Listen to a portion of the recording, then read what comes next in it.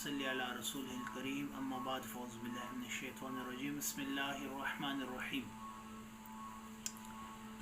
وَلْتَكُن مِّنكُمْ أُمَّةٌ يَدْعُونَ إِلَى الْخَيْرِ صدق اللہ العظیم۔ امت مسلمہ کے فرائض میں سے چند ایک فرائض کا ذکر کیا جاتا ہے جو باعتبار کل واحد یعنی ہر فرد کی بھی ذمہ داری ہے کہ وہ معاشرے میں ان ذمہ داریوں کے ساتھ اپنی زندگی گزارے، اور مجموعی طور پر بھی تمام افراد کی ذمہ داری ہے کہ وہ ان تمام امور کو ملحوظ نظر رکھتے ہوئے اپنے سامنے رکھتے ہوئے اپنی زندگی گزارے۔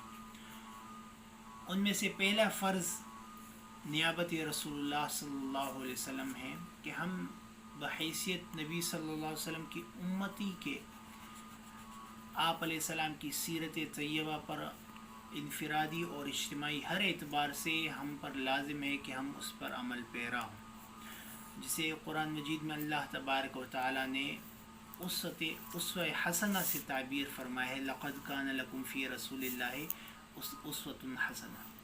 اس کے ساتھ دوسرا فرض منصبی یا ہمارے فرائض میں سے، ہمارے ذمہ داریوں میں سے ہے تبلیغ دین، کہ ہم امر بالمعروف و نہی عن المنکر یعنی اچھائیوں اور بھلائیوں کا حکم کرے اور برائیوں اور نافرمانیوں سے، شریعت و اللہ کے رسول اور اللہ کی نافرمانی سے لوگوں کو روکیں۔